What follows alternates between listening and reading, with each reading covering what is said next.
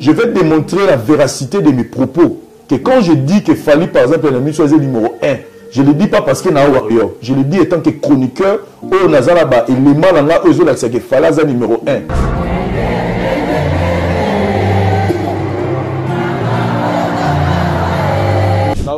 Jazz, comme sous photo, la mission Balaïb Sangaï, et là, on est comme ça, Jazz. Fally, pour pas remettre la place à 40 000 places. Ça, l'émission, c'est un bateau, pardon, un bateau, Kosaki bateau. Parce que nga na kota qui na tamoli na sa loala pour na luka place au bâti ba rideau hein na mona ba rideau pour na mona que na rideau a na ciment ba tout mo ba place mo etika na tika donc fallait beti ça là na nyonso ningi zala mettre na 15 000 places boende pena les arbres ma culture 15 000 ngopé et tondi pekaka té ça fait honte de l'eau biso ba chroniqueur to na TV to le ba que fallait beti 20 000 mais mukolo are na zui plaquette à 40 000 places à petit 40 000 personnes 40 000 pour moi. C'est le meilleur concert il y a carré à Fally Poupa.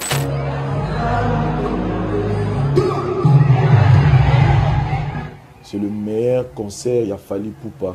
Autant là, ça dit façon bah gisteler ma cam. Autant là nous son d'abord, lumière. En tout cas, pour moi, je vécu jusque là meilleur événement à vie dans la moi. La musique à Congo depuis na concert. Je soutiens tous les artistes et musiciens congolais. Je soutiens Ferré, Héritier, Fabrigas, tout ça. C'est-à-dire musiciens qui sont dans la poste dans la zawana. Donc c'est-à-dire que position sur le sanga na ozwango. Donc na oboya te moi je soutiens l'artiste Fally Poupa.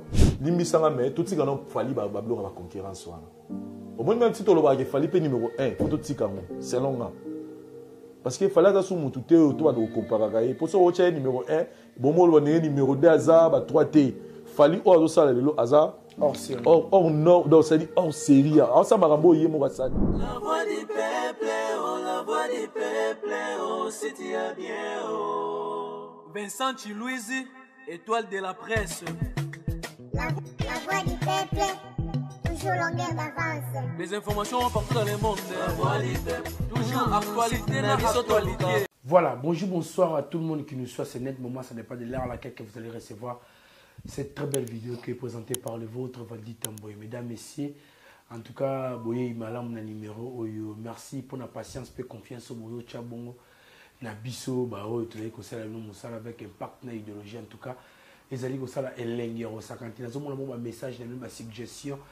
Makamus nous mozali ko lubalanga vraiment valide mozali ko mona tenga yo en tout cas boyebi caisse soit caisse quand c'est dans l'intégration marabe belé et tout ça bon on décore bon neuf mozali ko kumbela avec un partenaire idéologie na bokasi ya R Factory Studio wapi et Gérard Bongo événement nyonso so on a posé un mariage anniversaire baptême cérémonie religieuse et autres en tout cas sont contacter R Factory Studio. Déjà l'événement du début jusqu'à la fin et ça la bon après avoir accueilli bongo na mikili ya poto ici capitale couvrir l'événement et mon artiste musicien Fally Poupa le King na bec que na posé la communication besoin compte rendu na linga na sala babenga en français lieu l'utile à l'agréable na Zulibino Vincent Chilouise avec lui nous allons échanger concernant ma union sur tout monde bongo. Sur la toile. Ensemble, nous allons technique saluer pour commencer notre communication. Bonjour, mon amboka Vincent Chilouise. Bonjour, Valdi Tamboy. Bonjour, Babonino sur Valdi Tamboy officiel et puis à la voix du peuple. Plaisir à trop. Et que Nalayo, tu bétar ma solo, tu vas dans un plateau, na yambe na idor. Si. À tout new est-ce qu'on peut ça y passeport. On sait quand on va au lobby. Oui, si on lobby yobi comme ça dans la famille à Congo, la boy na son plat, tout ça va nime. Et plaisir est que débat le barabako c'est la Nikolo Makambouté. Et là plaisir na ngeza que to sur na yo, to za na ngirité, to za na mbandagate, mais to za en plein Paris. Donc c'est un honneur pour ngana yo, c'est-à-dire ils ont la Moussa, tout ça là, ils ont bien. Donc voilà, merci beaucoup pour l'invitation. Voyage avec un délégué quoi? Ouais, en tout cas, voyage avec qui bien, surtout que na salle expérience mon nom na salati. Je peux dire il y a nenge aboé, c'est-à-dire na oti Asie, Chine, na ye Kinshasa, na sali 8 jours na Chine, na ye Kin les 17, les 18, les 19 na soir na A. Donc zaki moi stressant parce que place na oti kuna na Chine kuna to na 47 heures d'itana bango donc ba pongi non les ayi a passer parce que mamna ko sel bano senga la mkaratongo kula la biga faut 5 heures ne pongi ya mais en tout cas après kokoma wa tellement que nazoi nanga isika o la bien place nazawa donc ce qui a fait que na récupéré pena ba pongi nanga ndenge sengeli donc je me sens en forme et puis en tout cas voyage de les bien sauf quand moi mali il y a biso biga na Congo si tu me sanate mais malem on essaie de s'adapter voilà. Oui, Vincent Chilus, en tout cas, les Lopena, Nzima, qui est vraiment ouvert, n'a pas de question sur la retour pour, en tout cas, turbulence et aux AOP Simbombo à Boy. Tout bandambala mongo. Vincent Chilus, tout le monde est à Paris, et ce qu'il peut couvrir bon événement, il y a Kouloutunayo, artiste et un mot comme dans ça, bon, fierté vraiment, la culture, la biso. N'habitez ni une excitation. Personnellement, moi, je l'ai dit aujourd'hui. Personnellement d'abord, à part non tout ça, Moussala Moupanzi, Fally Ipupa aujourd'hui, c'est un gars qui inspire aujourd'hui la jeunesse. Très bien. Lelo, sa façon, sa détermination, la persévérance, Lelo est commis modèle. Bon, je parle pas de Moutou, je parle de moi personnellement. Il m'est arrivé des fois dans la vie, dans le projet, to na ina goma distrait na likamo beso na kanisika Fally na oma beno cha sérieux na boulot na oma cha sérieux boulot donc ça dit détermination persévérance ça dit na osama na ba conviction moko boy c'est grâce à ces messieurs et bisonio so yo nanga to yebi place Fally Ipupa bandi so itro za pena sincère na 2003 personne ne pouvait penser que Fally Ipupa o to yeba ki a quartier latin le lo rose alors azalelo tous à la sincère. Tant tozaï to banoro tozaï non la baloinga musique et ça dit tozaï non oko là qui fanatique naza moi sincère moi je pensais que lelo bat aussi ma musique ya Congo ezali ba lempela très bien ezali ba emelia olimbisanga ça dit to bano mona bango to no mona wera jibe sozo mona ye bato baza na baza pemi na ba grand o ba kokumbela makamu lobby eza batwana et ba Fally Ipupa là ba ye na bat na tanta. C'est-à-dire, c'est vrai que fallait azagi dans étoile Moroboé. Azagi dans étoile Moroboé. So tali déjà l'album Basara Force les frappes éternellement ils anzé beta banzi kolika banzi moto. Et après tout le monde a ni carrière ni mata. Donc, so tali carrière na personnellement na otala, ça dit Fally m'inspire aujourd'hui. Très bien. Fally m'inspire. Une idole. C'est pas une idole pour moi mais un modèle. Très bien. Voilà, Fally c'est un modèle pour moi. C'est-à-dire kotala sko mutu ninga banina ninga komi Arena, Paris Arena la défense, ils allaient ça la mounine la France awa et puis deuxième dans le monde selon l'information à jouer. C'est-à-dire que quand il vivre événement wana kotonga histoire parce que Fally fallait atteindre apogée il y a carrière naïe. C'est-à-dire apogée dans matin à niveau moi le savanate. Et pourquoi pas étant que chroniqueur n'a cause à la témoin vivant il y a événement on a pena bête la battu du solo que moni to beta ma solo ba taboulé ya beta ba zeni moni le logo ma ba doute te ça na 7 jours te ça po to zala raté préveza vraiment te je comprends mais lelo biso to ju occasion wana to zala wana tant on peut mutenga douter ko ti pe YouTube moni nga yo na zalaka donc on beta mutu du solo on beta avec des preuves donc nga gina za la témoin vivant na comme histoire na Fally il y a eu Arena Paris la défense étant un modèle pour na biso lelo ba jeune voilà. Vincent Chilus sont dans la claire nayo et ça question plus de chara mato il a besoin la population tout le caneni mademoiselle qui évoluer les là on a retard c'est comme si Vincent Chilus a soit qui problème qui na ba warrior à partant il y a ba communication mais vous allez ko émettre Nicolé qui na ba télévision Vincent Chilus a bandé ko déclarer à partir d'aujourd'hui na communiquer wana na moni bomba après avoir comme un concert il y a coûte de faire un stade n'habiter net en gros c'est comme si bato monaki ko dosai côté mon pesa qui tombe sous gloire côté mon corps mais les n'habiter en gros expliquer son de Valdi Tamboé merci beaucoup na question na limbisanga mais eza batu ba comprenant ngalité pour ne pas na critiquer batu ba comprenant message na ngaité.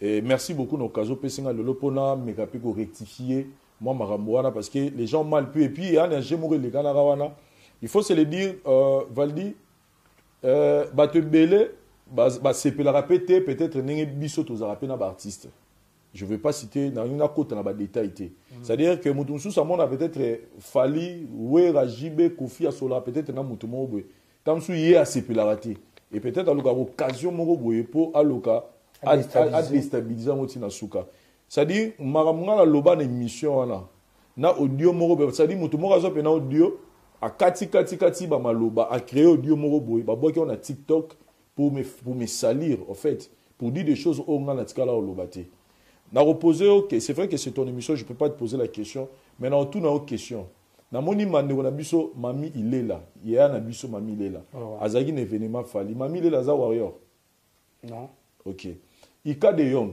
na moni un événement ya fali na moni kutu ye kuta ju honneur ya kozala ti place fali azo mata aza warrior ika de yong aza warrior non ika de yong aza warrior te kulutu nanga zakari baba basu aza warrior na limite kaza warrior c'est-à-dire quoi moi, je voulais juste communiquer dans le public que vous identifiez Rangaïté comme fanatique. Mais comment tu as cette Zelana Loba. Oui, non. Zelana Loba. Tikelanga penata. Si, Loba. C'est-à-dire, pourquoi je suis arrivé à Loba Bongo? Parce que moi, je suis chroniqueur. En tout cas, le Lopena dans la ligne, la nanga sous les lots. Nganaza chroniqueur. Naza fanatique te. Nenge na répété les sous na moni ika de yong na moni mami lela na événement oyo. C'est-à-dire que tant que tu as aussi la analyse, tant que tu as aussi parce que on doit les reconnaître que en plein et l'euro analyse ba biso to ba périquisseur nango. On doit les reconnaître. C'est-à-dire que na analyse tant tu as aussi la analyse, nenge peut tout ça la analyse biso to personnellement ngai na loba na loba makamu ndenge ezali. Pas pour na sepelisa mutu to na pesa mutu passe wana na po ya kozala analyste mais naza na po ya chroniqueur mais na ndenga ozala analyste soki lelo to lobi to zala vrai to loba makamu ndenge ezali ba ça dit so to bi to loba vrai to ba ndenge ezali nde yango na ba ko kola biso ba wari akola nga warrior pourquoi parce que j'accepte et je reconnais les prouesses de Fally Ipupa lelo en tout cas lobo zala mutema mabe au corrompre conscience na yo pour voir na kitso na vandi olobake Fally Ipupa et logoté Fally Ipupa ça dit tous les qualifications de pesa batu ba pesa rayer ya lokuta avec tout ce qui vient encore de réaliser na Paris la défense c'est-à-dire position wana ya analyste o na zwaki ya lo makamu nenge zali et pesa batu penchant que naza warrior. Vous comprenez? On a une émission à Idor Bokwala na PCMBOT pour dire aux gens na émission d'analyse on a tant parce que tant où et promener ni stade à faire rigoler les bandits on commence à faire la promotion moi mon journal mon chroniqueur a été tabassé na batafe il a fait parce que il y a qui a ça là-bas qui nous a image tout ça ba bétail et tant ba bête na raison ni ba lobby qui était il y a royauté parce que chaîne il y a 26 chaîne na batafe eza chaîne a Fally. Vous comprenez? C'est là maintenant, moi je suis venu pour dire aux gens que Nazali chroniqueur, c'est pas dit parce que Nazali émission et analyse, c'est pas parce que Nazali émission et analyse, na lobby qu'il fallait avoir danger. C'était important pour Nanga parce que moi, étant chroniqueur, je n'ai pas de barrière, je peux aller partout. Yonanga Toyebi, personnellement, je parle de moi personnellement. Aujourd'hui, cette position-là au bateau, au bakolaki, a fait qu'aujourd'hui, comme commission ennemi à musicien. Et comme ça ennemi à musicien, ils ont comme ça ennemi à musicien pour yo, pour bazotia la mutuna bango que yo oza mutafa, oza warrior, tout ces termes bien. Vous comprenez? Et ça dit, Valdi Tamboué, je parle de Vincent qui est chroniqueur. Je suis là pour recevoir tout le monde. J'ai besoin d'entrer partout. Vous comprenez? Oui. Donc, il y a même l'événement fait Salamaki, je n'ai pas fait, c'est-à-dire, je suis venu rappeler aux gens, dire aux gens, c'est pas qu'il y a comme ça, désormais, on a commis traité. N'a si batunga bi, na lobi boy, bozwanga ndenge bozwanga mami, il est là. Vous comprenez? C'est-à-dire que ezaba warrior, ezaba gaulois, ezaba spirituel, ezaba nan, bozwanga ndenge bozwanga mami, il est là. C'est-à-dire que ceux qui ont mutu ya batu, bazako kanisa ke nga naza fanatique warrior te, bozwanga warrior te, bozwanga chroniqueur ne bozwanga na pesa exemple la mamie il est là.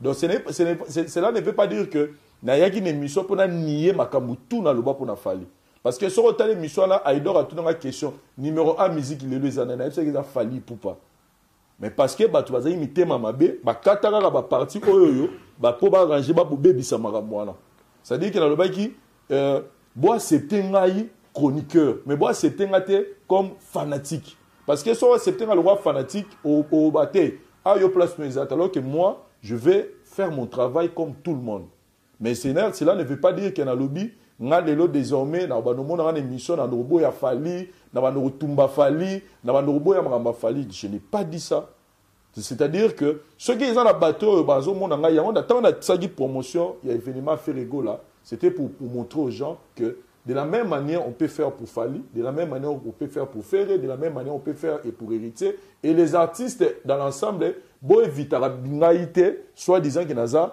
na kaya mutu morote naza mutu mutanyoso mais kozala naza pona mutu nyonso on a besoin de service nanga mais cela ne veut pas dire que na oya comme mutalo kuta na on la télévision pona le kosa siko na le basiko ya des abe kutu Nicolo fallait aze le côté non je n'ai pas dit ça et puis son retali depuis na lobango ti lelo na zéro émission nga na sali na va na télévision na oboya fali. Je ne le fais jamais et je le ferai jamais de toute ma vie. Mais il y a eu des communications, en tout cas, on a bombarté. Autondo, capé capable de connexion sur la presse, tout le monde de basangana wana biso. Pour hormis Moussala, autos rappel na batam sto passer rappel na bandeko. Très bien. Bandeko musu bazape tam sur occasion na koyo kango. Yoloba mayango na télévision comme par exemple les loba Vincent so batali na mando to ba baluki na bango, to ba changer l'esprit et ça pour basengi fali pe émission plusieurs reprises à l'unique au sa bango chance on a été on les canaba plateau na bango. En tout cas, nayoka likamboana et je merci beaucoup. Nayoka likamboana Valdi Tambwe. Na befo na sali musicien déjà sur bengio peme nae, c'est-à-dire que à considérer Moussala na yo. Donc lelo Fali Poupa à considérer Moussala nanga. Moi j'ai eu la chance de faire une émission avec lui en 2017. Kofi Olomide a payé une opportunité on a eu 4 ou 5 ou 6 fois on a eu bisouté to na sala émission na Weranson a payé une occasion ça na émission Fabrigas Héritier Watanabe nani beaucoup de mise bina filé Robino Mundibu tu na ba yemta benga singa yo benga ngate point to sa émission na ça te star na benga type to comment tourner les émissions c'est-à-dire que je me suis forgé donc ngalelo na koki ko kangela musicien candidaté pour aboyina sala na émission parce que ngai lelo na chaîne ngai na ezaki teke na ndoko ya baba musicien après ba musicien babo yani na bano na ba musicien je le ferai ezaba mbalo ezaba campagne de na otio ezaba ba mususu ba créer makambo bangu moko oui comme je suis là si on me dit aujourd'hui aux ana poso sa émission na fali na ça fali na besoin na ça na 10 000 émissions na oboy na wanga na ngote faire l'émission avec Fali, c'est le rêve de tous les chroniqueurs de notre pays. Que ce soit ceux qui habitent ici, que ce soit ceux qui sont allés, ceux qui sont au pays. Bato nyoso ba yoka kanda, yawana delo to yebineni batali sa mandoki pour ne pas citer leur nom. Beaucoup de gens aujourd'hui, ba bato aluki, même John Abino oyo sugi Gauthier Sey. Moi j'ai appris que Gauthier Sey c'est un warrior moura au Saranate. Parce que sugi akutana ina Fali, sugi na stade Soki, na bibe Isoki, il paraît. Akuta na na fala na posa soki fala ya mbe soki nini fala za gini moi chaud banda wana limbala moko a changé face. Moi je le ferai jamais, je reste vrai na ba propos nanga mais la linga ginde ba musicien na batunyo so va comprendre que mami il est là à recevoir Fali, à recevoir Ferré, à recevoir Wera, Jibe, azana problème te nenga ye Paris la défense o ya Fali Poupa. Échanger relation na Kofi Olomide te na la nagi jibe pe na abi mami il est la professionnelle vous comprenez donc ngala zolinga ça dit nazana posa ne nazala na position wana nazana posa te ba benga ngai te ça dit au moni ngai na mabe soki ngai lelo na je répète encore mabe soki ngai lelo na changer les Fali pour pas discours ça dit que tout ce que je disais ou tout ce que je dis sur Fali na changeant wana de comme il faut. Mais ceux qui n'ont lobby qui est chroniqueur, nako yamba mutu nyonso, bato bazo kima wana nazo yebisa bango ke boza na bino l'aise. Ceux qui bokanisa la bongo boye ba ke nazara bongo te nazam mutu ya mutu nyonso.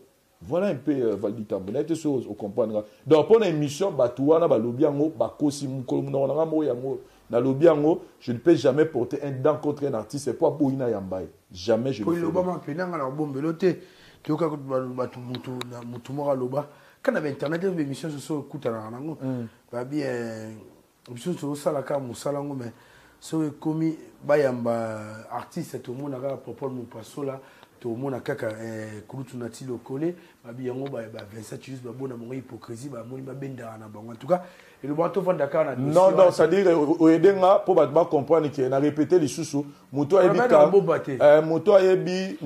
carrière ya Vincent moto ayebi carrière ya Vincent Chiluizi à comprendre que nga la reporter un contre artiste était je rêve de faire des émissions avec Fali c'est vraiment mon souhait que na yambaraye mais ce qui Fali na vision na enata na ya Monique aza disponible était pour ça dans l'émission na reporter dante na roinaete comprendre parce que na lobby depuis na loba makamwana tangela émission mo bepo la plupart bateau ba loba makamwana biso stebi le neni ba changer la Fali langage mais yeb sans ce que le émission moko nga Vincent na vandi je suis en train d'attaquer Fali to rechanger les Fali langage exact nga zaika na rappeler car na bande ko mususu Fabrigas nani héritier Watanabe Koffi Olomide et tous les autres yonanga oyebi yonanga ba tshai biso na liste ya Koffi Olomide tanga su combat Koffi Olomide te je ne vais pas l'oublier vous comprenez donc tout ça parce que on vous colle pour aux amutu il y a musicien morobo il y a musicien.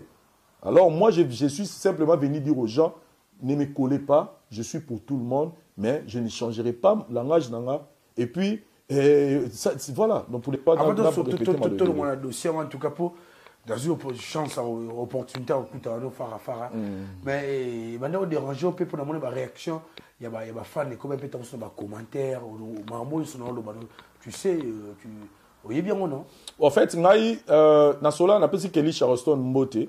To solana keli chanson na ça na bi bon abina Vincent na telle émission mais selon compréhension ya batu mususu ne et que moi j'arrive mais moi j'ai compris ce que tu as voulu dire mais moni batu ba comprendre na c'est qui na ba écoute na so bi bon il y a ma bé omoni elono cezara ba talara likambo salami et puis suite nango na c'est nga bi ya ma bé et rozala soki ba moni nga pe lobby na komi le rôle la ndeko moko boya zako ba bolamu ya musicien moko. Après, Yemora a changé. Alors, je retirer musicien. Je ne suis pas venu pour citer le nom des gens.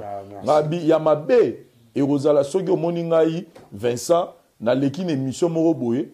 Ton amour ya Mabatu Moroboé, Scopo, na sala Sco groupe Moya Batu Moro plaisir. Donc, je reste dans la place et les temps et relax à Batouké. Ce que Vincent avait dit, c'était juste ça. Donc, Vincent a trahi comme beaucoup de gens disaient, Vincent a trahi Bissoté, Vincent a trahi Binoté, Vincent a rappelé Karanabatou. Et puis, moi je l'ai dit, pour nous ça paye force dans ma propos. Parce qu'à un moment donné, pour ne pas léser Bande Gomusus, à un moment donné, comme on irait, au Royal Balikamba Fali, mais aux autres Bamba solo. Mais tellement Batou Bapé Sabino déjà position Moroboé. C'est-à-dire que Batou Mamota la Bino Gazara Bato, Bazo, ça dit Warrior Toloba.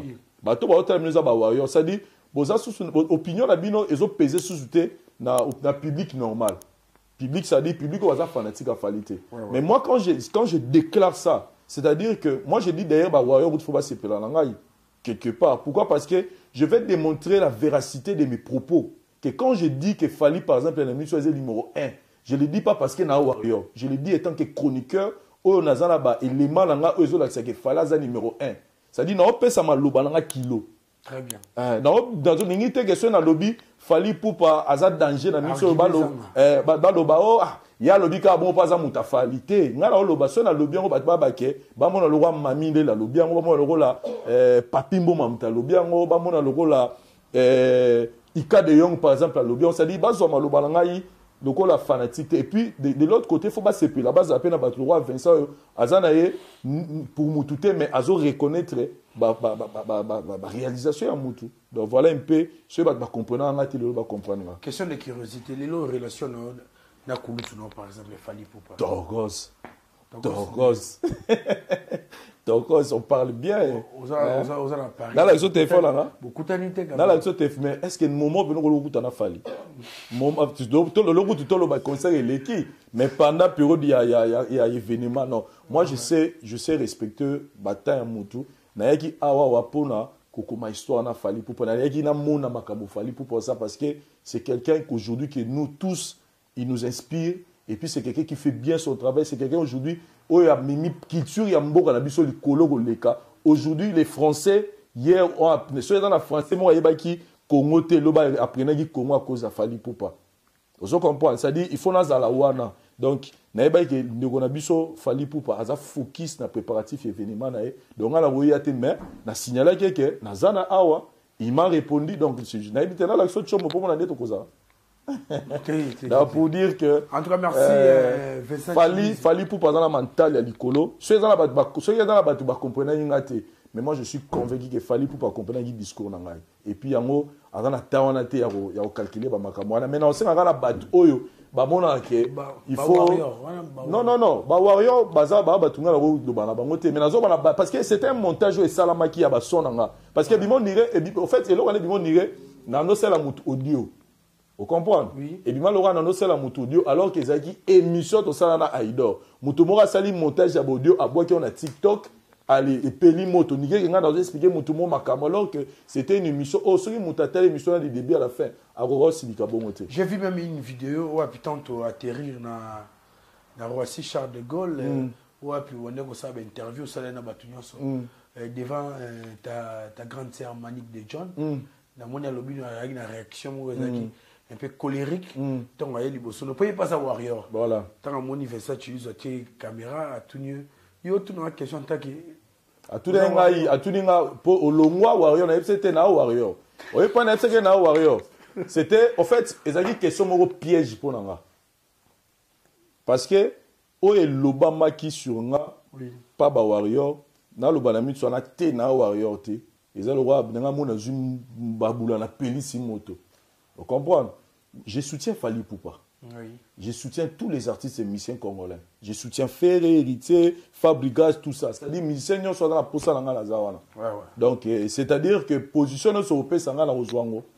Donc, moi, je soutiens l'artiste Fally Ipupa, comme je soutiens tous les artistes à Mbora Bicho. Voilà. Alors, merci l'assistant, c'est Igongi, nous révolutionnaire. Na Chris Machuda Airbag, dans le bateau, ya Kalanjili. Et ça, la Katia.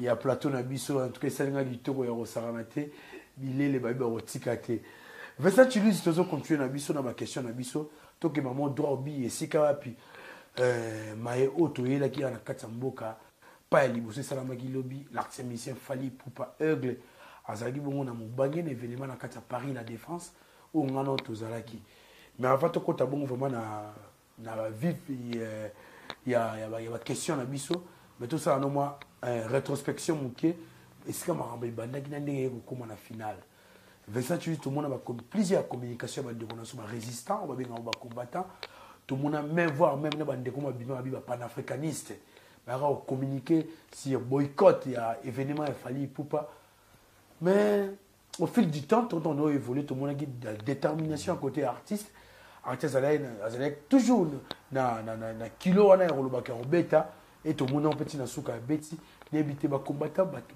ba kinaki wapi ça qui vraiment sous quoi Air Factory Studio donc ngana do senga na ba de retour aux ans à niveau à Schengen awa aux organiser mariage na yo anniversaire na yo baptême cérémonie religieuse to événement mo songolo pakala c'est-à-dire chose on a besoin qualité à image ya bien montage à kitoko c'est-à-dire aux avez une image mo boyo mo tika non nda comme un bon souvenir ya événement na yo contacter Air Factory Studio numéro na bango ezali bongo baza en France et numéro na bango za plus 33 62 15 119 57 na bandeli plus 33 62 15 119 57 wana WhatsApp na bango benga bango directement c'est-à-dire vous allez vraiment satisfait bazan la service donc ko filmer côté pe ba photo donc photographe et vidéaste ne bango ba komi donc bo benga bango vous allez d'ici ata mukete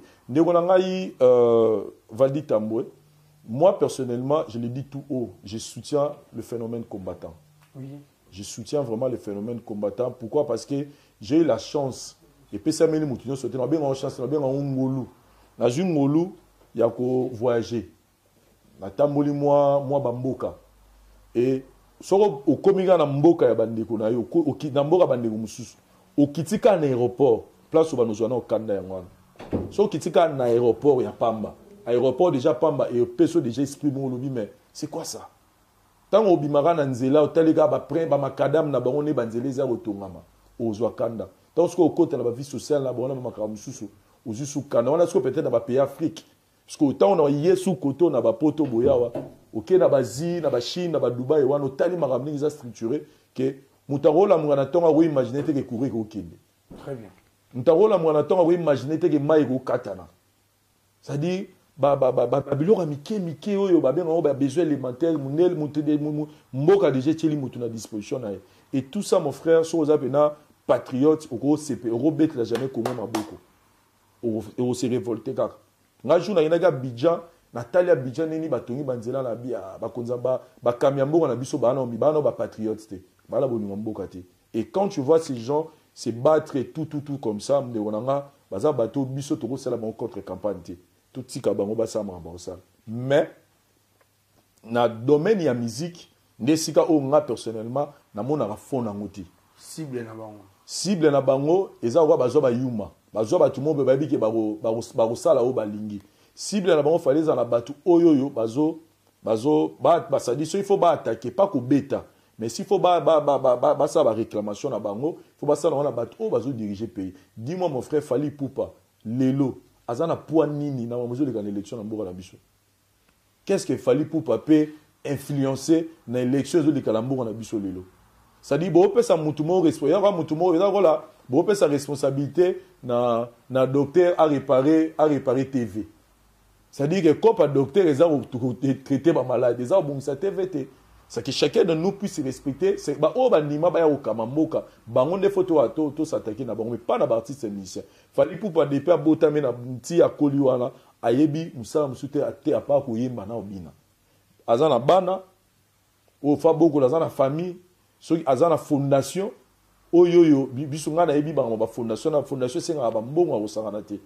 Fondation na lelo il faut soutenir ba ndeko est o asala déjà ba docteur mukwe ke tobi ba enveloppe apesa nga na kanga photo na ba ambulance o Fally Ipupa apesa na hôpital ya Goma kuna na kanga kutu photo be na tinela même une fois boy ça dit na le monde ngo selanga plaisir mo blanque deux ambulance o eza na hôpital wana o eza ke soki urgence bopi o ke no zo malade eza bopi ba ambulance o Fally Ipupa apesa nga na mona ya mona zala wana na mona nde ba o ke no zo malade bazo na bango azana famille to tu ko assister nini na to bimisa ba maman na hôpital kuna c'est-à-dire que Fally Ipupa fondation là eza charge muni na zwa famille na ye orchestre wana mobima c'est-à-dire orchestre wana lelo fallait ramener plus de 50 personnes à Poto A. Ce sont des gens au na suka nango mutulu roi manita bazonga na ndaku mwana lo papa aye otala papa elinga nini mutulu la ambazita ngozonga mwana ya liboso ya otala papa ye na nini. C'est-à-dire que il faut basala musala et na monde entier eza la loi moko te permettant mutu empêcher muninga sala musala na ye. Otangi batutu bosali biso ba chroniqueur biso ba valdi nengo yebo valdi fosa musala opo kesunga po nengo neti yo babi ke ya valdi ya kepoto donc ya valdi nga kepoto be ba ozelo to yo zongolo ba bango ke ba omoni kune lekaki boye te fo ya nango. Donc tout ça moi ce que je demande à bande na biso ya ngwana ça dit nga loka na telemela liboso eza ba batika ba musicien basala musala na bango lobby fallait abetaki na Paris la défense. Et ça, et là, on est sali à mabe. Parce que là, on est sali qui tout le monde est combat les alaka. Bah, tomboga, kande les kaki. Mais tout comme les jours, juste tout le monde y bat. Oui, mais mon frère, lobby marmeza qui wana, so oza payana ba 500 na yo ne se fonctionner. Oko ya raté. Hein? Des avoir de ça moto mo ezo pelo ça li kene kota la moto no zika. Mission se bi ke lobby nga tout cas na bosana qui porte fa na kota na porte 5 na catégorie na zalaki. Na ki côté msu scolaire na obima na moni jeune mo bakanyi bakena ye na ebite su ya suka ine wapi. Ça dit que lobby est là qui soki penoza mutu za posa papa ba ndeko na biso ba pe na ba famille ba pe na bana ba pe na ba ndeko. C'est-à-dire hier c'était si tu viens c'est-à-dire yo mo ye na yo po oyo aussi ça va bébé ça makamna parce que sécurité za ki lobby wana et c'est jamais vécu. Il y a une taxi on a joué qui pona o matina concert a singa bit depuis aya France. A mona ba concert et betama na mboka maintenant na mona niveau de sécurité ata Johnny Hallyday ça confie a dit qu'on soit jamais sécurité pour l'événement et donc il faut comprendre que les choses ont été bien organisées il y a des femmes qui ont perdu Kabelo na bango na Bercy. Il y a des gens qui ont été tabassés, tout ça. Et c'est pas bien au moins na Moutaya, Foutani Mbongo na Eya Betama, tout ça. Alors Fali étant un homme conscient, a dit que Batanga ni ba yé pour ba otalanga. Il faut ba zonga peu bien. Donc il doit prendre toutes les mesures. Il faut assurer sécurité à Batou ba zonga peu. Donc ce qui s'est fait hier. Et ça là qui par rapport, il y a les cas qui en 2020, il fallait a pris des mesures pour que Marambo ça va bien. Donc lobby ceux qui bandé ba qui ba pousser la quitter parce que ils ont compris que Ezaki place mon gamala monter pour na ba ça makam na bango. Mais moi je le dis pas seulement que pour ne ba qui le mais moi je leur conseille. Hein donc bilo remis balé à Liboso, batika ba mise puis ami balé mama robeta batwana.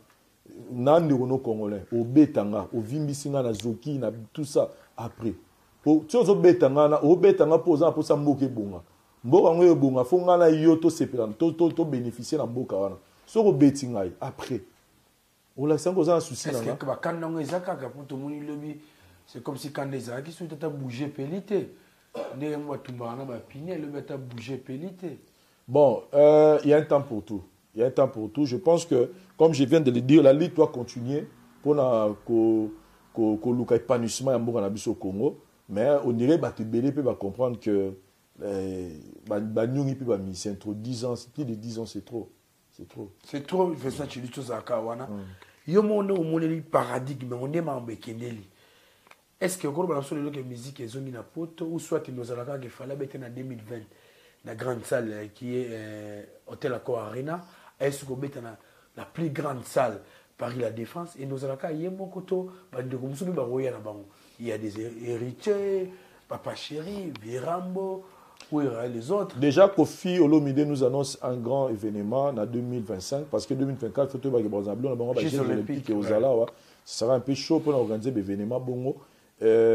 Bref, moi je pense que l'événement de Fali hier est motivé et pour dire que ce qu'il fallait à Betty, pourquoi pas hériter à Beta, pourquoi pas Fabregas à Beta, pourquoi pas Ouera Beta, pourquoi pas Jiba Beta. Donc pour Nanga, je peux dire que beaucoup de nos frères compatriotes combattants ont compris qu'il faut laisser un peu de l'espace et on doit l'admettre que Fali Poupa joue aussi un grand rôle pour Marambo Zabon parce que Naza convaincu que Fali a eu aussi à parler avec quelqu'un de nos compatriotes au Balinga qui Solane parce que je rappelle que depuis 2020 Fali pour passer un dialogue na ba combattant et baboyaka mais je suis sûr que peut-être na ba prévité mais je suis sûr na monnaie ma mekendaki lobby on irait ba nderominga ba combattant ba comprendre que to continuer lit na biso mais to tikano ba musicien tranquille. Donc pour nga je suis convaincu que musique en tout cas ezui na place na ngo ebeta na ngo ndenge to vivaki lobby au moment que batutu ba beti ba batali concert mutamtazongi na ndangu na yeto kiteko mutabu betagi mutu bakangaki mutu bete et la vie continue lobby lundi batu ba ko misa na bango vie continuer nango sans polémique. Vincent Chilus on est dans un bras de fer entre l'artiste et monsieur Fali pour pendant clique ba ndongone ba combattant tout au milieu ba la fin justifie les moyens nanya banani parti ni est gagné. Personnellement, on a une piste en athée. Personnellement, fallait ça une bras de faire un combattant. Fallait y avoir un concert. C'est ça, tout le monde se gobo et l'obé même t'as betoka. Fallait ça les combats, ça les gars combattant. Fallait y avoir un lobby concert et il est qui. Fallait n'a rien à voir. Aujourd'hui, si on doit citer des vrais combattants, on va citer Fali pour pas mon frère. Tous à la sincère avec tout ce qu'il fait. De l'on a mort en Abissoana. C'est un vrai combat. Moutazo a 20 chabanaï. Ayo pesa maramo boya bato ayebité po e sunga ba femme violée ça la mopani biso ko tukando za so bengi mutu monene na dukala moi 100 euros ça problème mais mutazo be na 20 000 à pesi no 20 000 chiffre d'affaires au batu supélelo ba be na ba via danger chiffre d'affaires les 20 000 donc Fali nous a démontré que c'est un vrai patriote. J'ai appris même quand au hôpital morobo ya ofélé ba maman ba bota maternité ofélé ce genre de personnes aujourd'hui. Ce qui peut dire les lots parce que vous savez hein, c'est pas seulement mboka oui ba kambia mboka faut batia ba moyen mais biso peut faut contribuer à l'évolution mboka au moins c'est le roi linga sala on a vu combien de femmes au ba ozala sauver to ba ozala faciliter au bota ndenge fallait aussi le rabon to yoka ninga ida ba école tout ça donc il fait des choses au lelo je me dis, il fait partie des combattants, mais des combattants qui réfléchissent. Voilà. En tout cas, merci. Tout le monde a les souka et bisano. On les a bon au concert. Tout le monde a une sécurité, tout le monde a un motard, na périmètre, il y a Paris la défense, tout le monde a soldats, il y a des disciplines, il y a des brutalisés, il y a des soldats, il y a des interpellés, ba checker yo ba talido kinayo tu es qui là nyonso wana tondo zele loko moko to komiti na pourquoi fali pour pas ko beta bon concert ni etiki on événement na assistant na ba événement fali moi belé oui ba concert na ba plus ba concert na ye mais pour moi c'est le meilleur concert il y a carré à Fally Ipupa. Ah bon? Oui.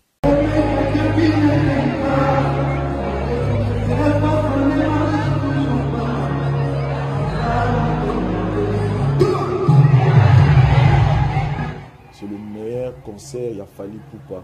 Autant là, ça dit façon bah gisteler ma cam. Autant là nous son d'abord lumière. Vous comprenez? C'est-à-dire, nous ne pouvons pas respecter. Au moins, il y a un concert, il y a. Bon, tout le monde bon, tout le monde est c'est-à-dire, tout a été. Je suis sûr, en tout cas, je suis sûr et convaincu que. Donc, comment il peut y un spectacle? Comment il y a parce que si on est allé tu vas au côté, là, invité au côté, là, changer. En tout cas, pour moi, je vécu jusque-là, meilleur événement à vie dans la vie. La musique à Congo depuis na bano kota ba concert na binga depuis na kota ba concert en tout cas événement munene na monia et puis oya kitoko ya Fally na vivre ezaki lobby au senti et puis au mona blague ça dit non ils étaient venus pour ça au mona énergie ezaki na podium wana commençant par lui-même l'artiste et puis Fally Ipupa fait partie des 3 artistes musiciens congolais au ba yebi ko bina makasi. So tali ba concert a Fally binaka fort mais lobby je te dis na défier batu batala ba concert tout ya Fally beto mona ke concert a lobby Fally na bina bongote ça dit Fally bini lobby ninga no oui pour ça raison yo alors liberté au kata luketu ne musu mais so comme leader au bo kata luketu na bandenge moko mais je vous dis que lobby Fally bosela yende leader ça dit Fally kamola ki luketu lobby rose wa ibeto.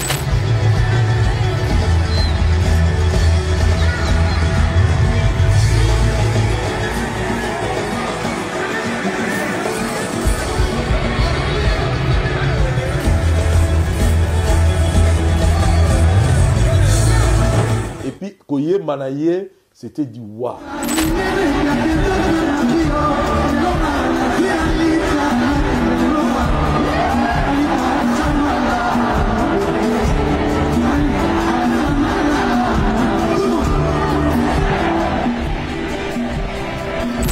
C'était du waouh. Nane ba jistaki banze moi boy a beti a capella na public ezongisi il y a eu la communion na public nae. En tout cas pour moi Namoni, vraiment, c'était du top. Mais sauf que, je sais que Renézo continuait. Et j'ai appris déjà ce matin que Fally Lobby, Nathalie Pagina Lobby, que Nenga prévoit qui m'a cambo. À ça, la bonté parce que minute comment il mouké parce que dans le programme, il fallait battre à 20h15. Tolobé l'appel Kambouya, Tolobé Kambouya, Batou, na début, quand on a nos salles à lèvres, na début, au moins, il va bazar no ébelleté. Nga zangi na salle na expliquer qui met bato na bi sécurité zaki l'appareil sécurité les zaki ça dit nga la salle 1 heure du temps pour na kota na salle 1 heure on ezate ya na oya makolote na za na arena faut baluka okota mulongo ti yo leka donc et puis imaginez que ba fungoli porte soit à 18h donc 18h on a ce que ti ba tutu ba kota ça a pris du temps ce va fungoli peut-être ba 16h bato belé banga bazala na salle mais 18h wana on mona même que Fally mata 20h mais na mona ba selon la mona que ba poussa qui même si 21h pour mulongo ezaki no ba ki libanda et puis moi je lui dis na comme nzambe tatanga na sama belé ngala bini libanda na moni ndeko moto zaki na ye moi si na ye na 4 personnes ba ye pour ba kota concert ça dit ba yo kuta da concert vidé Donc, ça dit, il y a des gens il y a peu sous la cima pour voir au concert ici. Donc, on comprend directement que chronométrage, il y a concert et comment il réduit par rapport à Ningé, parce que mon nez a 3 heures, 2 heures, il faut respecter. Donc, na aussi na fali na événement les 2 autres arénas, musiciens hier on les a sentis plus, il y a plus choristes et puis danseurs. Na aussi rapidement dans le concert mon net si banzi Skype. Na téléphone à Camille na pourquoi musiciens basala ça vocal. Et na nzemo mo pa beta na Arsenal de belles mélodies boy. Musiciens bachacha banzi embela Alex Fumuti.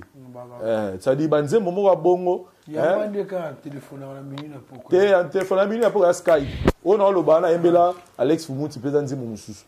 Wana za téléphone à minute pour ya chambre mususu na pe chambre mususu. Donc banzi ça dit ta après ça peut musicien moi ta 2-3 nzembo intervenir yoka bango pe parce que appellent au musuba vraiment porter le vraiment critique dans musicien au moins les gars là dans stade de Martyrs tant musicien yaka yembi penate tout ça nini dans lobby je comprends que lobby économique minute ko ba mukuse mais prochainement ceux qui minute européen ça te proposer na fali Mbazi, Nathan. Bon, et ça, rappelle-moi bien. Dans mon a déjà là, concert, à ça là, déjà, on doit le reconnaître, le concert à Bidja, partout à Bétara, dans mon a dit, mais mon dit, à Wanega Arena. On est Arena, papa. Donc, prochainement, après ça, attends quelques minutes, quand on va s'exprimer, et ça, là, bien pour, alors, voilà. Spectacle Batoubaye Makamounios. Ni bangisi Vincent Louis pas fali. Avec Joe yo.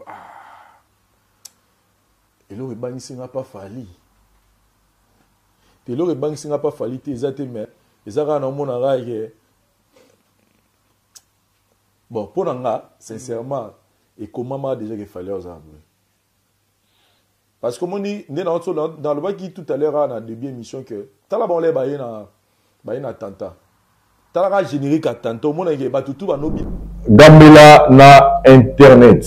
Déjà le nom et exhibition sur Gambela na internet, c'est-à-dire les ali bongo boutique où il y a des konabi choisa à en Kinshasa avant d'être disponible pour na bino bandeko bozana poto mingi to ebine izalara.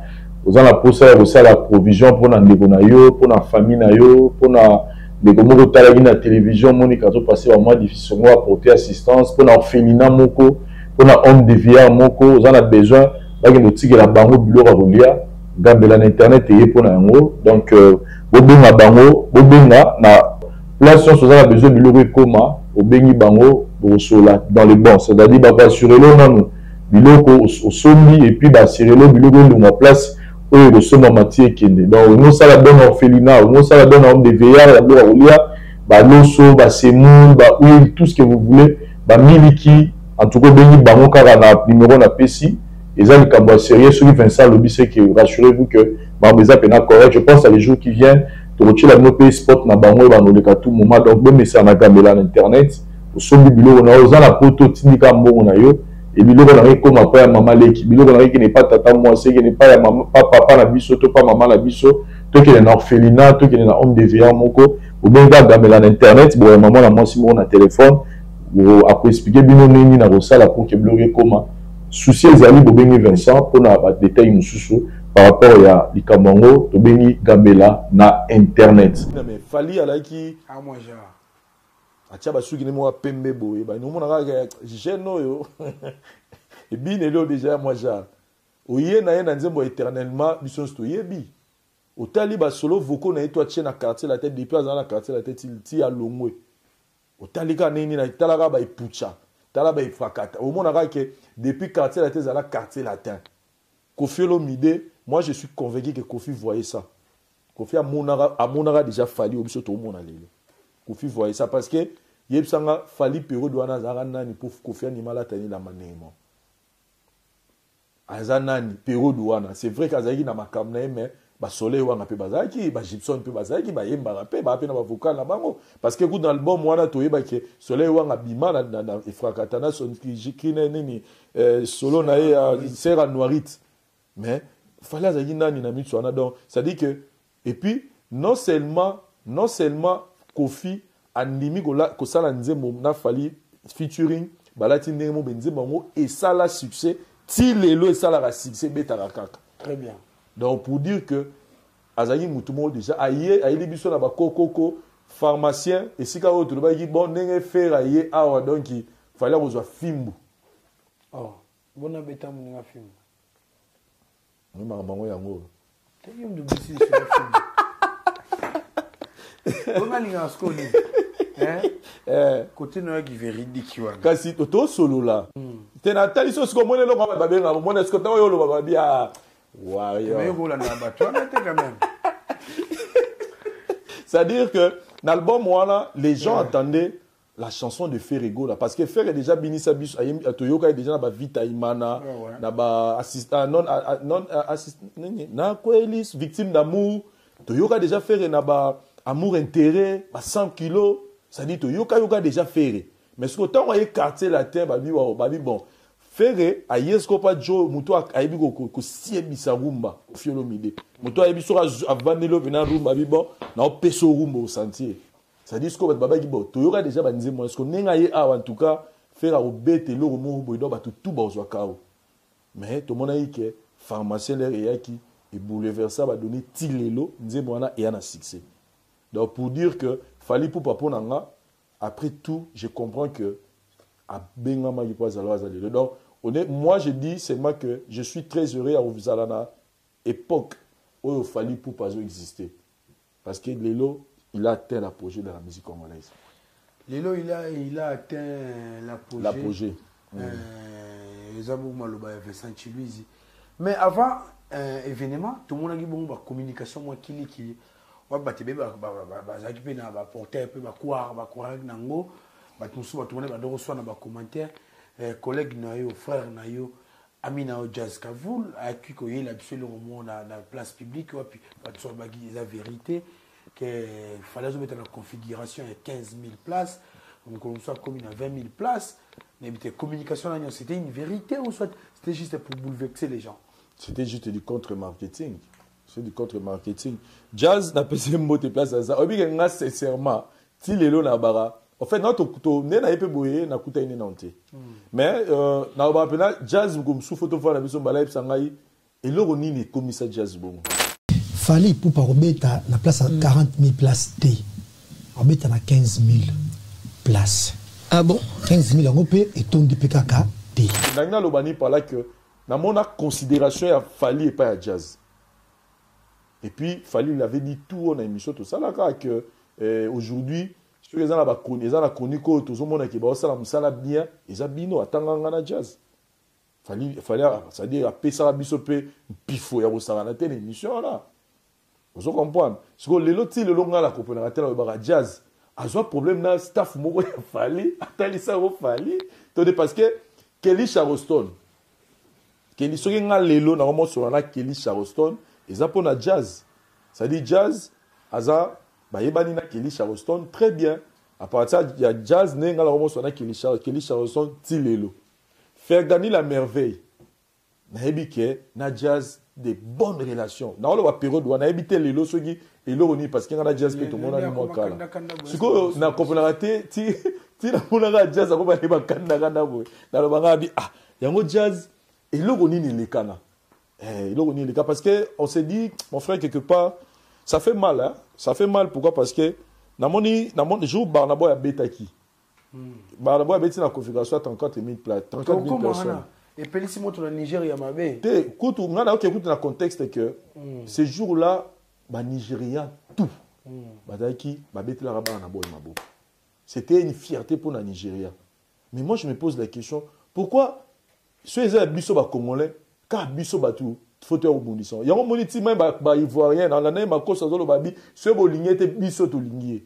C'est-à-dire que ça fait honte aujourd'hui que, comme on a l'élo, quand Kofi Olomide faisait de Bercy, première noire africaine à Sali Bercy, c'était pas quelque chose où quand on dit aujourd'hui que Papa Taboulé a bêta 7 jours Olympia, mais tout ça là mais tout le monde qui fier nyoso. Papa Taboulé a bêta 7 jours. Nazala, na mona.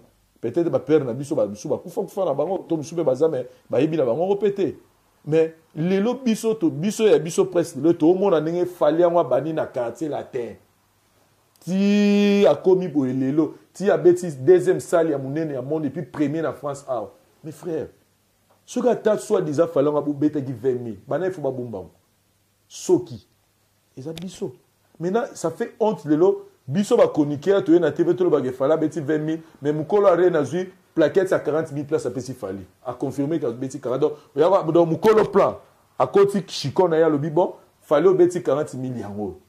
Ce que biso moro bateau, fallait protéger les biso toti. Et puis je me dis, quand on dit oh, tozo bo makibo, bozo bo, oh bino bozo côté la Fali, to bozo bo indépendant des arbres ma culture.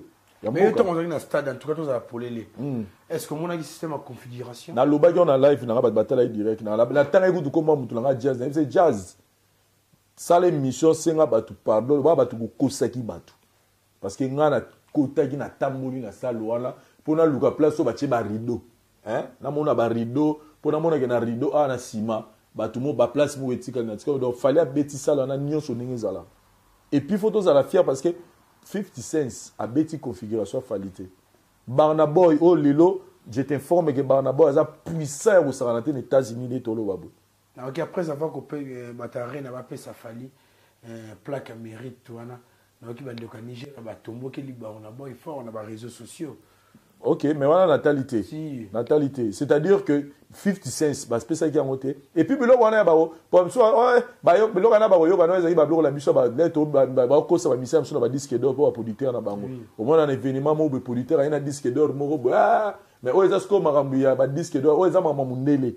Mundela na temps kosate wa ba no ça dit ko kosate na jage ba kosa le ka tous na musique na biso Congo c'est à dire elaxi que Barna Boy a sala ki bongote donc fali ba pesi yango parce que les gens attendaient fallait poster sold out mais bon moni ke mundele yemo mukolo sala ya pesi donc ça dit tout tous à la fière ba mission na biso c'est pas dit né na tsolo ba a cause la naître aujourd'hui na musique à Congo et nye loba to soutenir ba musicien na biso nyonso tous à la on a été pour que to ya rotira ba mission mususu to te et puis to comme ba lokuta te na makasi c'est à dire yo mondo za boyi pena ke fallait obeta 40 000 places mo lati pena bien na ba poto malilo yo o che pena parfait no lobi bon na mitso bon fallait betine 40 000 mais na lo bara 20 000 yo boton lo ba fallait obeta configuration 20 000 yo mo na 4 na yo zo ba e lo ba okosi mais ozo lo bara pocho ezate non notre photo tika makamwa la tous à la vraie, tout ça, c'est pas parce que tu as eu un problème avec l'artiste ou tu as un problème avec un proche de l'artiste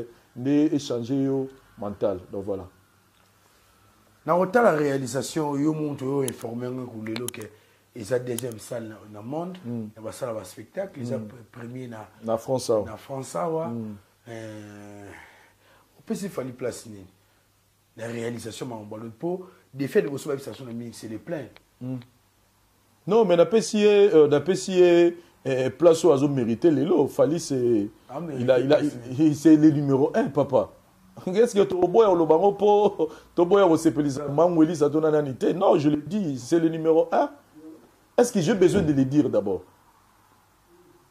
Yebisanga na toke nano to bandi Olympia, toke to longoli ba parce que dans le moment nyonso il y a quelqu'un qui azalaka Nicolo ya batu nyonso depuis musique à Congo ezala musique à Congo et puis lelo limbisanga mais tout tika non fali ba bloko ba concurrence wana au moins même si to loba ke fali pe numéro 1 pour tout tika mo selon nga parce que fallait ça mutu te to ba no comparer et pour ça o tché numéro 1 bon mo lo ne numéro 2 aza ba 3 t fali o azo sala lelo aza hors série non donc ça dit hors série en ça marambo yemo ga sali oh bah non bah musus bah c'est token non pas bah kulu tu n'es pas réalisé ma comme na na bango Maradona sala ma danger na bali mais Messi a eu ça mais Messi a joué ballon d'or les gars Maradona vous comprenez ça dit tous na iPhone tous na Samsung sogi nini le l'autre tous ba token na iPhone tous na ba iPhone 1 le autre ba 15 so du iPhone 1 à 15 au monde avec iPhone M tabané makamongo mais 15 ans option les cas. C'est-à-dire le monde n'est pas stéréotypé, le monde bouge. Mais le monde bouge, Vincent Chilus, c'est pas comme Funga Melinga côté. Mais là, c'est comme si c'est trop absurde il y a aussi un temps sous Kolobanet qui fallait un numéro 1 pour tout quand on va congolais. Sauf que côté Maradona, on a Baloba na bango. Sauf que na français, aujourd'hui c'est Nino ou soit c'est Maître Gims. Mais sur le Bana Congo, on rappelle que dans le pays il y a Kofi Olomide par exemple. Et comme alors on manquait ba vie wana. Père, côté nous Nigérian. Tout na musicien ba sala ba tourner africain ba bisayo à un moment donné qui était Kofi Olomide en Afrique. Très bien. Kofi Olomide à un moment donné était devenu comme un demi-dieu en Afrique, en Afrique, en Europe. Il y a mon chose de comprendre. Kofi Olomide il y a le cerveau. Est-ce qu'on va parler de la défense ces là? Il y a le cerveau. Paris, Kofi Olomide à un moment donné était devenu comme un demi-dieu en Afrique. En Afrique. Vous comprenez? Il y a moins de salaire, le loi de la légende. Partout où tu iras, on parlera du nom de Kofi parce qu'il a tracé une carrière où le petit cahier place au Azalelo. Pero Douana, je te rappelle que des fois, on a un concert en Afrique. Bozi Bozian, on a un concert en Afrique. Pepe Kale, on a un concert en Afrique. Mbutalika, on a un beta. Madilou System, on a un beta. Bawenge, on a un beta. Mais Kofi a été appelé demi-dieu en Afrique. C'est-à-dire qu'il était le chouchou de tous les Africains. Mais il y a un péché qui va exister. Vous comprenez? Donc, même Lelo, c'est-à-dire que ceux qui peuvent donner Zaki Kofi, Lelo, c'est Fali, qui est en train de planer et puis qui pousse les limites. Parce que Fali a poussé la limite de la musique à Congo. Il a eu un disque d'or au Congo, le musicien congolais Morazouate. Aujourd'hui, à Betty Paris, la Défense Arena. Jusque-là, un Congolais a Betty, l'Afrique francophone, Moutabeti Mwazana Nute. C'est-à-dire qu'il fallait pousser la limite. Zénith, Olympia, Bercy. Olympia, Zénith, Bercy. Tout ça, bongo. Olympia, Zénith, Bercy, Stade des Martyrs. Il fallait remplir tout ça. Et puis aujourd'hui, il part à Yabeti Arena. Et là, il nous promet Stade de France. C'est-à-dire qu'il a dépassé la limite au Bakoulout Bachaki. Donc, c'est-à-dire que il y a Trône à récupérer le Kouana. L'Obipé, Moutoumsou, Paroya. Alors, ça peut plus qu'au Faya Sali. L'Obien a Moutoumsou a repoussé les sous Makamousika. Donc, on doit comprendre que le monde n'est pas stéréotypé. C'est-à-dire qu'il est caramaraté. Le monde bouge. Le monde bouge. Même dans le bouger à un moment donné, Moutoumsou par Obima. Même dans le théâtre, les lotos, dans la chaîne YouTube, dans le théâtre, et c'est Pénicéa qui top vision et les lots, si la bissa, le Belgique, ça, si c'est dans le théâtre, ça va dans la vie dans YouTube. Mais il y aura un moment où on appelle chaîne Mourébimi et celle de Macam. Donc le monde est comme ça, on doit accepter aujourd'hui que c'est son temps. Surtout qu'il y a même la comparaison dans la génération. Combien des artistes émissions avec Olympia? La génération na bango lelo to longo ni ba wenge ba kulutu wana combien par Fali combien des artistes émissions avec Zénith la génération na bango je te citerai Ferré et Fali mais au kuta Fali abitango deux fois et puis abitango na moment au combat ezaya rusarana te za combat lelo te ke ba ndeko combattant musupe ba wana ezaki pena ya Simba Boutika, combien des artistes émissions avaient été Bercy jusque-là? Combien avaient été Arena? C'est facile. Nous avons la musique nationale qui a évolué. Tout le monde appelle le Bitom Soumsou, on signé 40 000 places. Là, je parle des musiciens congolais. Nous sommes tous sincères. En fait, j'ai fait une exception aujourd'hui pour toi, mais je dois parler parce que je suis venu pour ça. Oui. Je dois parler. Tous à sincère. Je ne parle pas du futur. Je ne parle pas du passé. Je parle du présent. Celui qui peut oser jouer ces stades en ce moment, c'est Fali. Donc, on a vu sur Gims, troisième fois, moi, reporter. Pour dire que ça est ma blague. C'est Gims, c'est toi Mboka Gims. Toi Mboka Gims, a reporté déjà, a reporté 3 fois. Même artiste français, Dadjoa, la loba qui a loba bi, bisomoro a rebete logo ezara jeté, mais outi banda la rebete. Fali a fait les pleins plus que Maître Guy et 50 cents. C'est 50 Cent qui Burna Boy. 50 Cent scout tout loba. Ah bon, 50 Cent peut ça il n'est pas si c'est calé. Peut-être ba nous suba roya ramona ra le 50 Cent.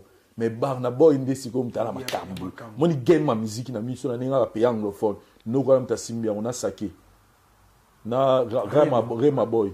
bango misato wana basimbi fala bendi bon makolo sikoyo na nenga je bon mais faut ni m'appelle nani bar na boy pour bar na boy aussi sinon la pays francophone hein y a beta mi musique na c'est vrai que ba ndeko pa anglophone belé bazao mais les lots faut admettre qu'en Afrique muto a bimi numéro 1 Afrique na salon a gagné la nombre c'est Fally Ipupa notre frère congolais qu'on combat tous les jours. En tout cas félicitations à Fally Ipupa, félicitations na staff nae na pesi mbote na bandeko nyonso bakulutu nyonso toki na soma malembe na suka. Vincent Chiluizi to mona ki na concert yango défilé ya ba invité pour to kota teke panza biso su mulai to kuna célèbre to comme na suka. Invité ni bene sala ki obia ko mona présence na podium mwana. Pour nga pena zana wanga dans l'ensemble, j'ai aimé comment on a bango au sommet. J'ai dit merci à Fally parce que na moni Youssou. Grand poète. Il est violent de la violence africaine. Na Grammy Award. Ah OK. Oui. T'es na mon plaisir na rapport na habité na moment ya rencontre Youssou. Et puis na moni pe moi sur la Ngami ya la Kamura. Na kini na mona ya raté pour boîte la été mais na moni ya na Kamura. Mais en tout cas plaisir na nga ezaki ne Fally à sali na concert na ena tika na souvenir na mona Youssou. Très bien. Et puis là au mo pe na senga pena na Fally pour passer là sur clip à migrant des rêves. Au bobeta na vina Youssou. En fait, au moni nzembo là. Peut-être na habité soki ngane na kanisa nzembo na soki yemo pe el mala kanisa bon.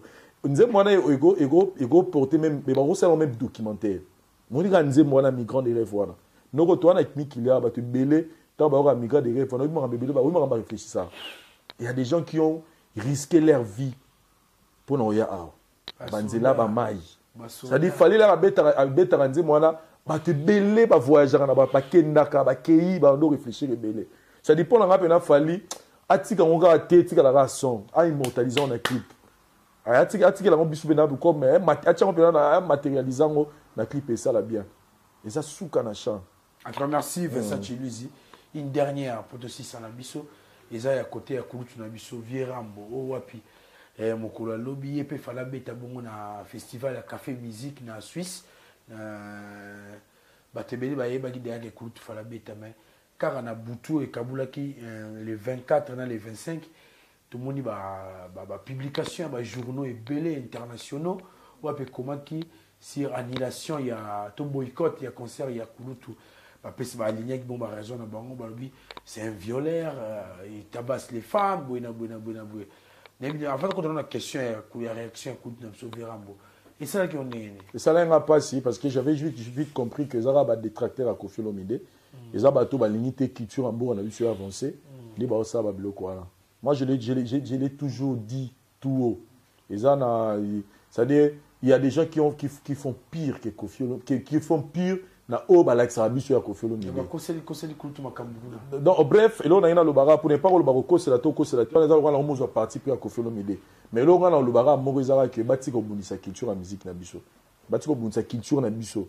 Hein? Donc laissez Koffi Olomide. Aujourd'hui on doit être fier de cet artiste, tout ce qu'il a réalisé. Aujourd'hui on a na ba moment hermo beto tout tika la biso moto tchara moi bambino, to tchara moi pucha, to tchara moi efrakanini et kachaka, c'est-à-dire Koffi, c'est une référence pour la musique africaine.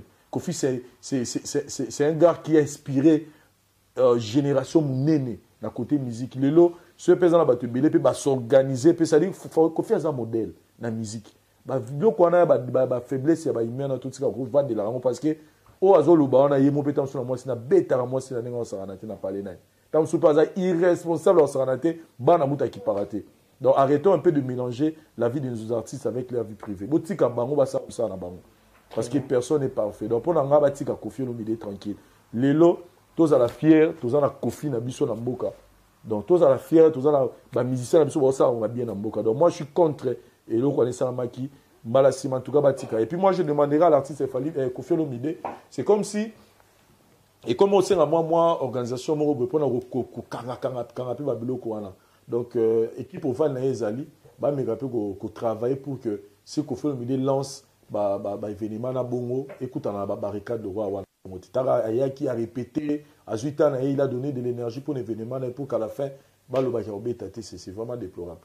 C'est vraiment déplorable. En tout cas, ça n'est pas vraiment bien te mais koyoka communication ya kulutu na biso na koyoka ki voilà nanda ki ni étiquette yo. Bon, personnellement, je ne pas entrer trop en profondeur. Moni likamo batumi balé bazo bendana, sagesse le brafo yo mato imi balé. Donc na yoki ni Kofi, na yoki ni bandeko peut-être azo reprocher quelque chose, donc je me réserve de porter un jugement dans likamo na maîtrise na côté. Moi j'aime commenter ou analyser sur des choses dans la maîtrise na ngo. Mais voilà en tout cas sincèrement mon frère n'a évité Kofi parler à nous le banani. À s'adresser à qui? Bon, mais il y a bien dans Menoir. Ce qu'on a comme son message. Comme il y a comme mon message, tout le monde a dit que vie na YouTube, tout le monde a ça qui a comploté qui na producteur pour payer sa visibilité dans l'album na légende et que il sous na maramu il y a annulation il y a concert na invité Menoir wana John Menoir bon mukolo yemoro kofelo mide arozwa temps ya koyebisa biso Menoir wana so ezalaka nani nde toya lobela mais soki Menoir yango toyebi ete toloba ndenge et puis toyebi te est-ce que information azozwa parce que oyebi eza na eloko moko boye na comprendre na monde ya célébrité na comprendre yango personnellement c'est-à-dire monde ya célébrité eza nini soki mutu moko aza pembeni na fali asepela na validité akomonsa nini akomoluka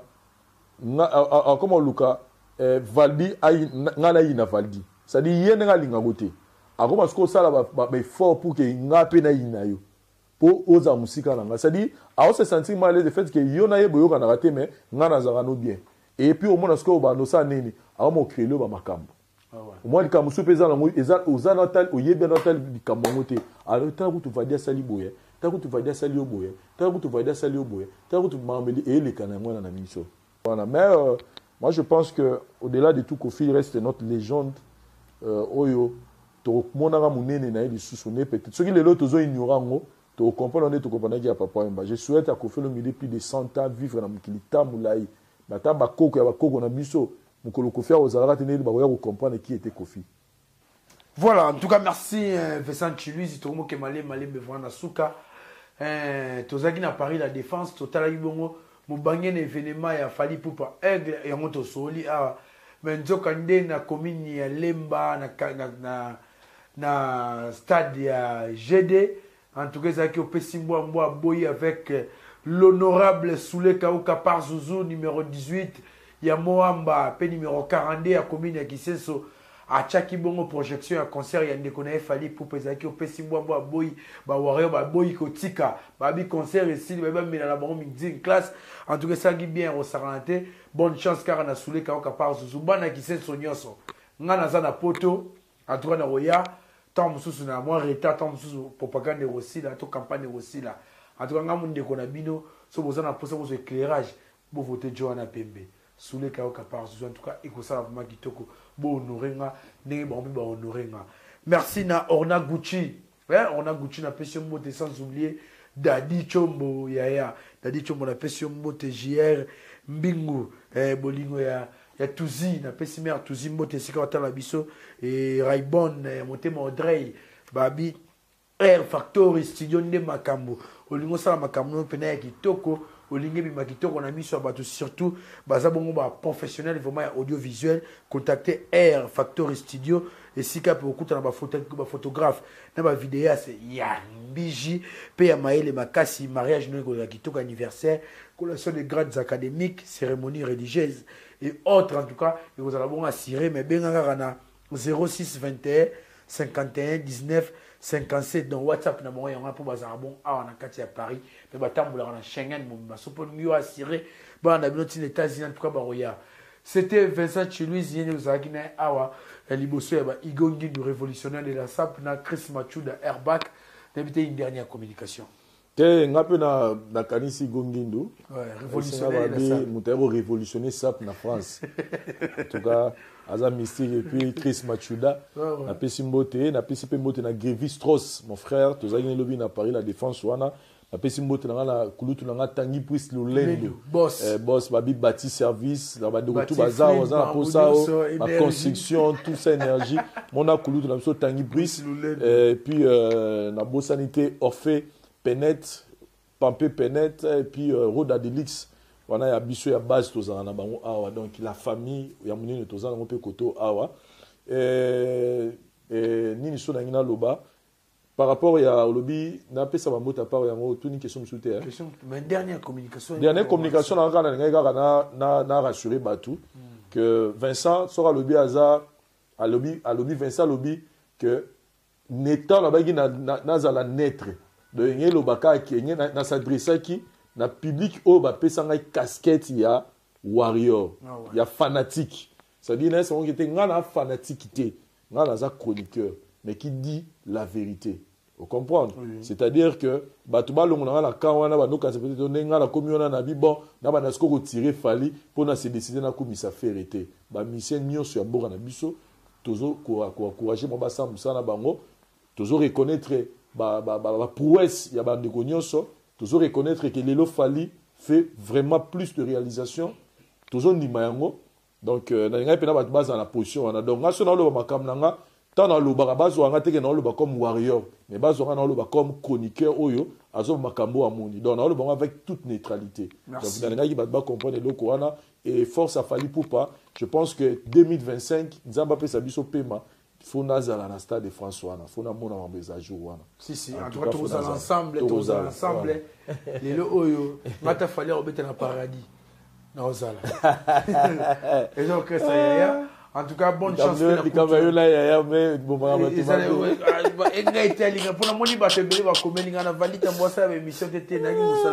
voilà. Il faut comprendre un peu dans la partie humaine. Au wapi, la partie humaine, nangai, na peine bas sentiment, na peine bas souci, nangai na pose pas, nangai parmi bateau, nangai na pose tant sur événement et coulu tous les cabines. Et surtout, bisous doit que check ma connexion ah.